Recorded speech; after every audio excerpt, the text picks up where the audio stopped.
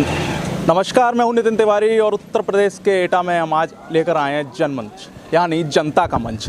आज हम उत्तर प्रदेश के जो युवा हैं, वोटर हैं, उनसे आपको रूबरू करवाएंगे कि जनमंच की चर्चा में हमारे साथ में यहाँ पर युवाओं में जुड़ चुके हैं लोकेश पचौरी। लोकेश, एटा समाजवादी पार्टी का गढ़ है। इससे अगर पूर्व में हम अगर नज़र डालते हैं तो सब विधानसभाओं में बीजेपी ने अपना परचम लहराया था। इस बार के जो आंकड़े क्या कह रहे हैं? नमस्कार, मेरा नाम लोकेश पचौरी और मैं आपका आभार व्यक्त करता हूं जनमंच का। मैं आपको बता दूं 2017 में भारतीय जनता पार्टी ने एटा कासगंज एक हमारा जुड़ा हुआ जनपद है, तो यहाँ की 7 सीटें हैं जिस पर एक हमारी 4 सीटों पर लोकसभा है, 5 सीटों पर लोकसभा है। उन 5 सीटों को मिला के 7 सीटों पर भाजपा ने पूर्ण बहुमत से 7 सीट एक तरफा जीती थी और उसी के साथ हम आज 2022 में भारतीय जनता पार्टी 7 सीटों पर एक बार फिर से चुनाव जीतने वाली है। पर ये समाजवादी पार्टी का गढ़ है एटा। हमारे यहाँ पर समाजवादी पार्टी के जितने प्रत्याशी हैं वो तो सभी ये कह रहे हैं कि एटा में अब की बार समाजवादी पार्टी की ही जीत होनी है।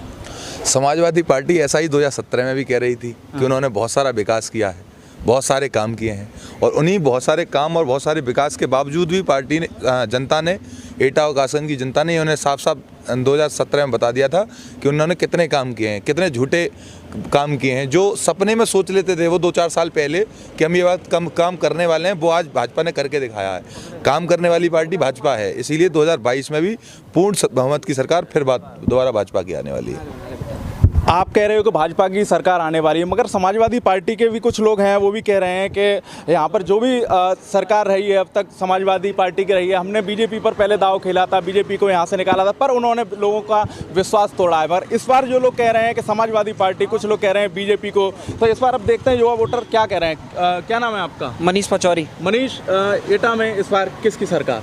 बीजेपी को, क्योंकि उसमें एक चीज़ है, क्योंकि जिसने हमारी संस्कृति को पहचाना, जिसने हमारे साधु संतों को, समाज को, हमारी संस्कृति को मान सम्मान दिया, जिसने हमको सम्मान दिया, जिसने हमको समझा, हम उसको लेकर के आएंगे। और ख़ास करके जो भगवान राम को लेकर के आए हैं, जो मस्जिदों में पड़े हुए थे, उनको उभार करके लेके आए हैं, हम उनको वोट देंगे।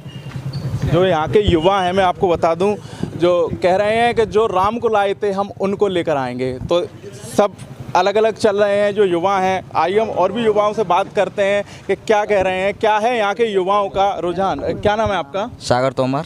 सागर, जो एटा समाजवादी पार्टी का गढ़ है, मगर बीजेपी भी यहाँ से कह रही है कि सब फेरेगा, सबको जाएंगे भूल, अपनाएंगे कमल का फूल। सब पार्टियों से नारा है, बीजेपी से बस सहारा है।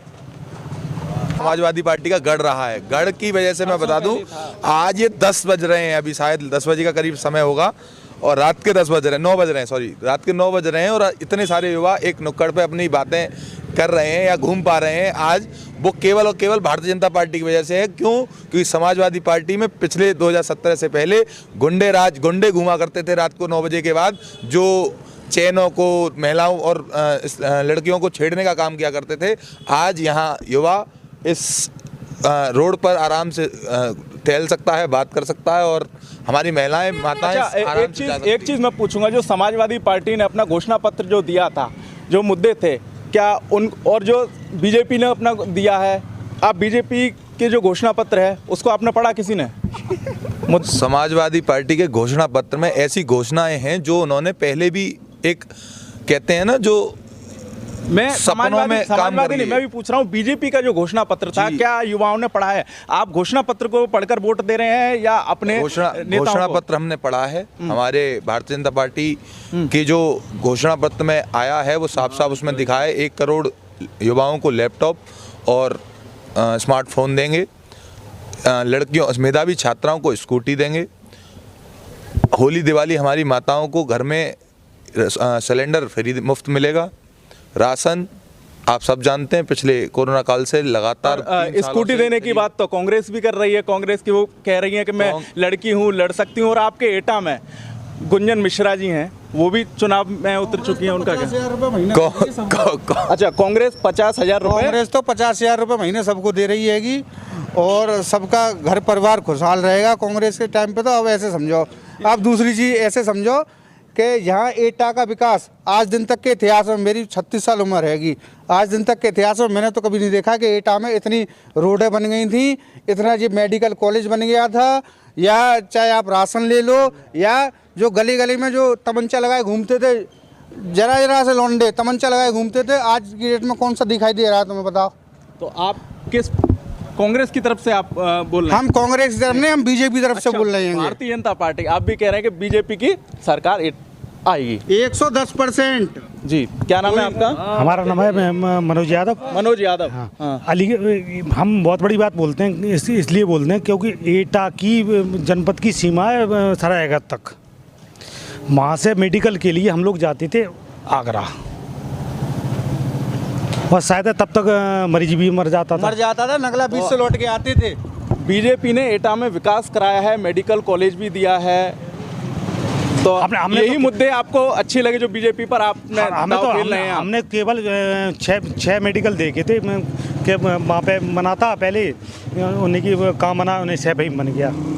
हम लोग जाते थे या तो एसएन जाते आगरा। तो इस बार जो यादव आपका वोट बैंक है वो भारतीय जनता पार्टी को जा रहा है? कम से कम 15% एटा में जाएगा, 25% अलीगंज में जाएगा।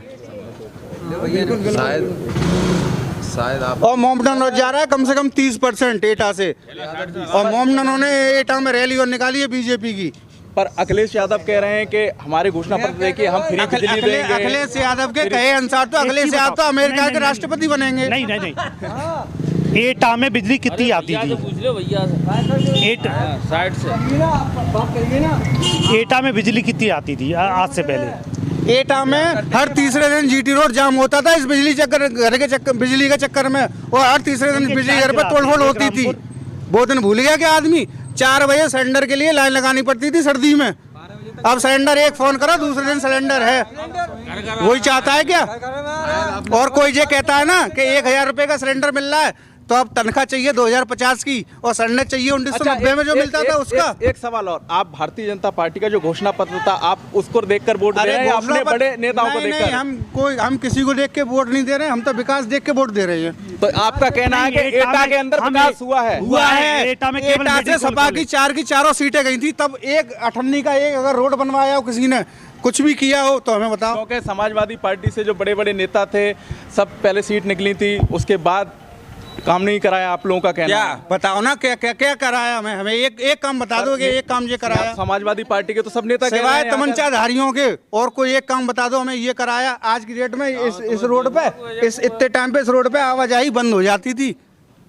नहीं, ऑटो रिक्शे वाले आना बंद हो जाते थे। नाम बदनाम न करो, बिल्कुल देखो में कौन सा नाम बदनाम न करो? तुम भी आवे निकल रहे हो, आवे न निकलते, वो हम सब निकलते।